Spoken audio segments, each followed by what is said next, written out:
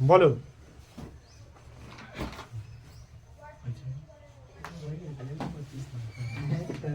সেখানে কি সবাই প্রাসাদে থাকতো? কোন জায়গার কথা বলা হয়েছে? বাইজেন্টিয়ামের কথা বলেছে। হ্যাঁ, উত্তরগুলো জোরে হবে। আটলান্টিস হলো একটি মহাসাগর। একটি মহাসাগর। মহাসাগর। কে বানিয়েছিল 7 দরজাওয়ালা থিপস? এই 7 দরজাওয়ালা থিপস হলো প্রাচীন সৌধ, প্রাচীন নগরী। প্রাচীন নগরী।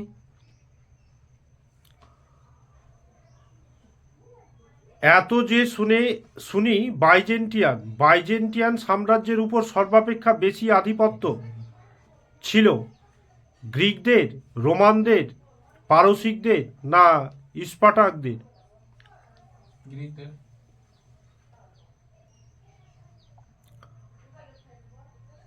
যখন সমুদ্র তাকে খেলো, সমুদ্র কাকে খেলো? থিপসকে, ব্যাবিলনকে, আটলান্টিসকে, লিমাকে? আটলান্টিসকে। হ্যাঁ।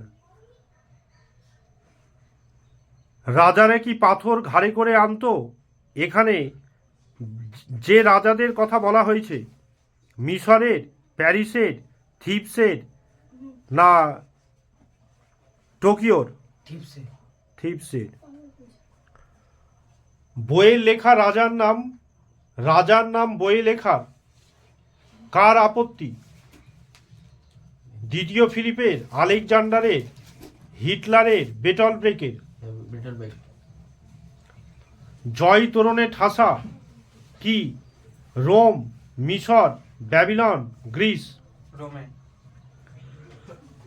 থিবসের দরজার সংখ্যা কটি ছিল? 7টি।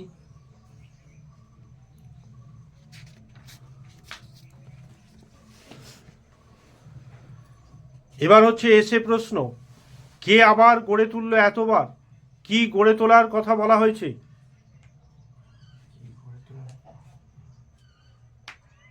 হ্যাঁ বলো। বলা হয়েছে এখানে, কারণ 7 দরজা থিপসের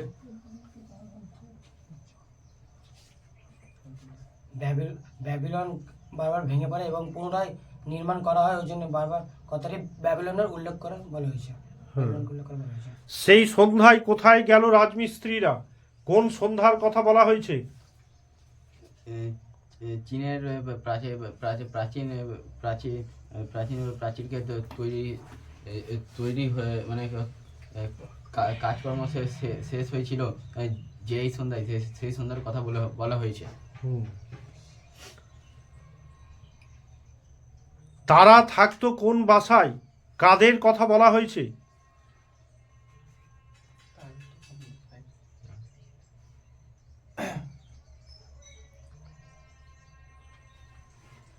পড়তে জানে এক মজুর প্রশ্ন কবিতায় বলা হয়েছে যে শ্রমিকদের অবদানকে ইতিহাসের পাতায় তোলা হয়নি, সেই জন্য এই কথাটি বলা হয়েছে যে তারা থাকতো কোন বাসায়? হ্যাঁ, লিমা যারা বানিয়েছিল।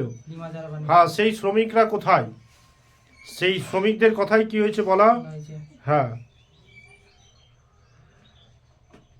চীনের প্রাচীর যখন শেষ হলো তখন কি হলো? যখন চীনের প্রাচীন শেষ হলো তখন 7 দরজাওয়ালা থিপসের আর 7 দরজাওয়ালা থিপসের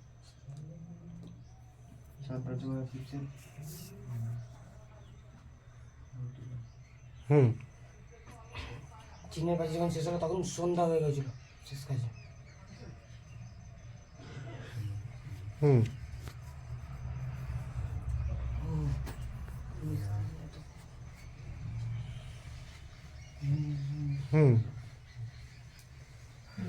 চীনের প্রাচীর যখন কাজ শেষ হলো তখন রাজমিস্ত্রিরা লোকচক্ষুর আলারে চলে গিয়েছিল। এবারে ইতিহাসের পাতায় তাদের কি হ্যাঁ নাম হয়েছে? কাদের? উচ্চবিত্তদের। হ্যাঁ। জয়তরণে ঠাসা রোমকে জয়তরণে ঠাসা বলা হয়েছে কেন?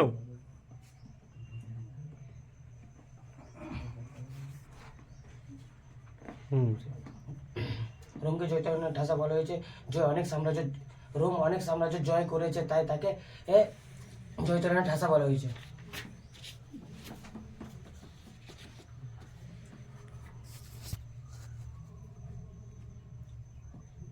বলো, এবার পড়তে জানে মজুরের প্রশ্ন থেকে আবার এমসিকিউ। আলেকজান্ডার জয় করেছিল, ভারতীয়। পড়তে জানে এক মজুরের প্রশ্ন কবিতায় বাংলায় অনুবাদ করেছেন অনিন্দ সৌরভ, মানবেন্দ্র বন্দ্যোপাধ্যায়, শঙ্খ ঘোষ, উৎপল কুমার বসু। অনিন্দ সৌরভ। তারপর Shankha Ghosh.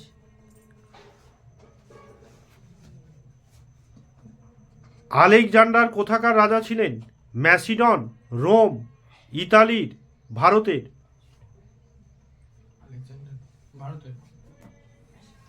Italy. Macedon. Macedon.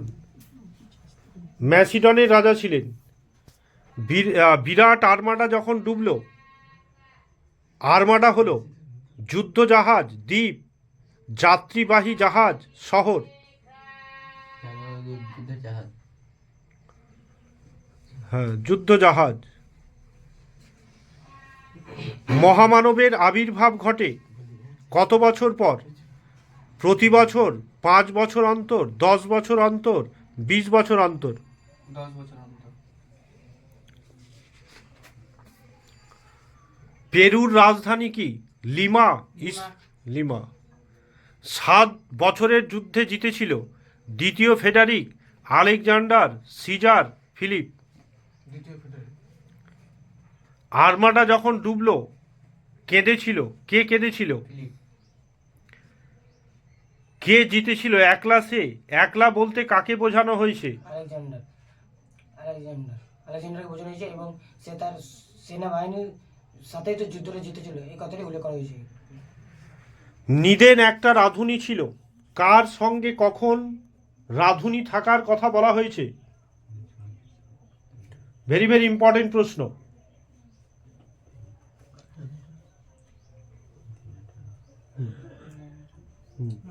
গোয়ালদের পরাজিত করার সময় সিজারের সঙ্গে রাঁধুনি থাকার কথা বলা হয়েছে। গুড। খরচ মেটাতো কে? কিসের খরচ?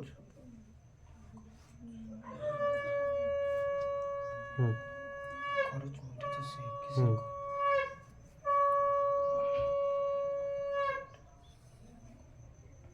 স্যার স্যার হলো রাজা বিজয় উৎসবের খরচ মেটাতাম, ও যাবতীয় খরচা।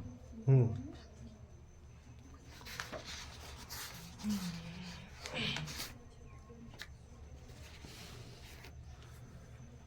এবার হচ্ছে অলৌকিক থেকে। প্রথমত 2024-25 যে এমসিকিউগুলো খুব ইম্পর্টেন্ট, এর মধ্যেই 2024-25 আসছে। বলি কান্ধারী ছিলেন একজন তান্ত্রিক, সুফিবাদ, ভক্তিবাদ, দরবেশ? দরবেশ। বলি কান্ধারীর জলের উৎস কি ছিল? কুয়ো, সমুদ্র, ঝর্ণা, সরোবর? কুয়ো। গুরু নানক ঈশ্বরকে সম্বোধন করতেন কি বলে? জয় নিরঙ্কন বলে।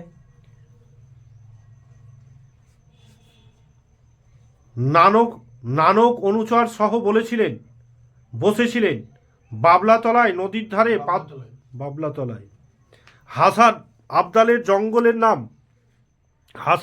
জঙ্গলের নাম কি? অমৃতসর, চণ্ডীগড়, গ্রন্থ সাহেব, পাঞ্জা সাহেব? পাঞ্জা সাহেব। বলি কান্ধারী মর্দানাকে কতবার ফিরিয়ে দিয়েছিল? 3 বার। অলৌকিক গল্পে গুরু নানককে বলা হয়েছে মহাপ্রভু, স্বামীজি, ঋষি, সদ্গুরু? সদ্গুরু। আমি পীর নানকের সঙ্গী বক্তাকে? বলি কান্ধারী লেখক, মর্দানা লেখকের মাস্টারমশাই? মর্দানা।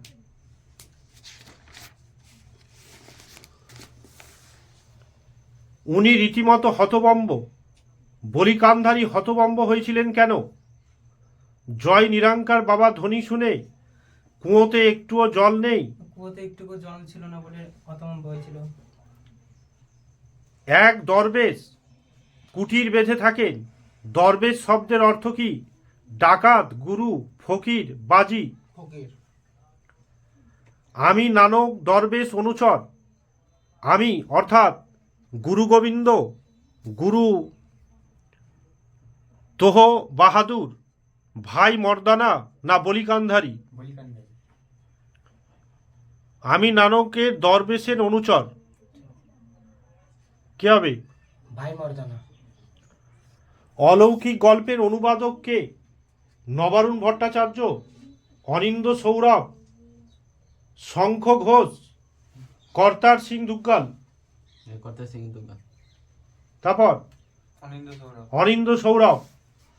মর্দানা শুনে ছুটে গেল, কোথায় ছুটে গিয়েছিল? গুরু নানকের কাছে, গড়িয়ে পড়া পাথরের দিকে, বলি কান্ধারির দিকে না রেল লাইনের দিকে? বলিকান্দারির দিকে।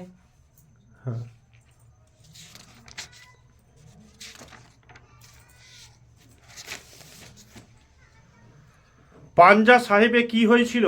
অনশন, সাকা, আন্দোলন, ধর্মঘট। শাখা।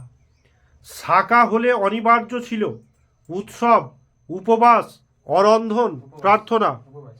তারপর অরন্ধন। অরন্ধন। নিরস্ত্র ভারতীয়দের উপরে গুলি চালিয়েছিল কারা? পুলিশেরা, ডাকাতেরা, ফিরিঙ্গিরা, স্বদেশীরা। পুলিশেরা। তারপর ফিরিঙ্গিরা। হ্যাঁ, এ কি আদৌ সম্ভব? কোন ঘটনা? যে গুরু নানক যে নিজে হাতে পাথরের চাঙ্গর যে থামিয়েছিল সেই কথায়। ঠিক। স্টেশন মাস্টারের কাছে আবেদন জানানো হলো। কিসের আবেদন জানানো হয়েছিল? ওই ট্রেনটিকে থামানোর জন্য। পাঞ্জা সাহেবের গুরু নানক মর্দানার তেষ্টা মিটিয়েছিল। পাঞ্জা সাহেবের পূর্ব নাম কি ছিল? শেখ হাসান, হাসান আবদাল। হাসান আবদাল। কিছুতেই ট্রেনকে থামানো যাবে না, কারণ স্টেশন মাস্টারের হুকুম। কয়েদিদের পালাতে পারে, ফিরিঙ্গিদের আদেশ, ফিরিঙ্গিদের হুকুম। ফিরিঙ্গিদের আদেশ। তারপর হুকুম। গল্পটা শুনতে বেশ ভালোই লাগছিল। গল্পটা হলো শিষ্য মর্দানা পাথর ভাঙার গল্প, শিষ্য মর্দানা জলপানের গল্প, বলি কান্ধারির গল্প না গুরু নানকের গল্প? বলি কান্দারির গল্প। তারপর শিষ্য মর্দানা জলপানের গল্প।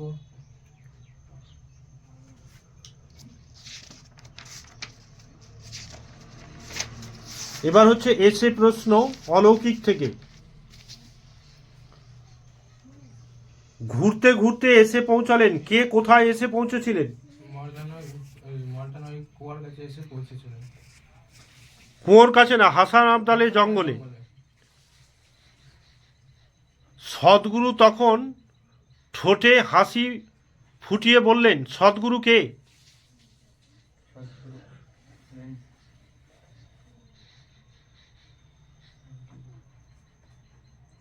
গুরু নানক। এক দরবেশ কুটির বেঁধে থাকেন। দরবেশ কোথায় কুটির বেঁধে থাকেন? পাহাড়ের উপরে কুটির বেঁধে থাকেন। হ্যাঁ, কি নাম?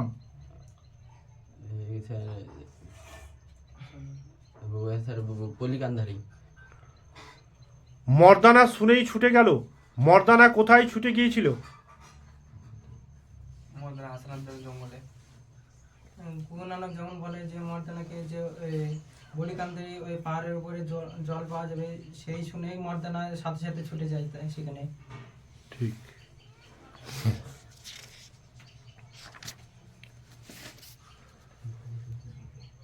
উনি রীতিমতো হতভম্ব। উনি রীতিমতো হতভম্ব কেন? ওই পাথর ওই পাথরের চোরা থেকে হাত দিয়ে থামানোকেই হতভঙ্গ বলে মনে করা। না, তিনি হয়তো কারণ তিনি পাহাড়ের চূড়া থেকে পাহাড়ের চূড়ায় বসবাস না, এখানে হতভঙ্গ হওয়ার কথা বলা হয়েছে বলি কান্দারিকে। বলি কান্দারি যে তার কুয়োতে থাকে এবং কুয়োতে একটুকু জল না থাকার কারণে সে হতভঙ্গ হয়ে যায়। ওর কাছে জল পেতে পারো, কার কাছে জল পেতে পারো, জলের প্রয়োজন হয়েছিল কেন? কারণ মর্দানা গুরু নানকের শিষ্য জলের তেষ্টায় জল ছাড়া মাছের মতো ছটফট করছিল এবং তিনি গুরু নানকের নির্দেশে তিনি বলিকান্দারির কাছে যায়। এই প্রশ্নটা আসতে পারি, আর এখন যেটা ধরছি এর মধ্যে আসতে পারি। আমি কৌতূহলী হয়ে উঠি, কি বিষয়ে বক্তা কৌতূহলী হয়ে উঠেছিলেন? হুম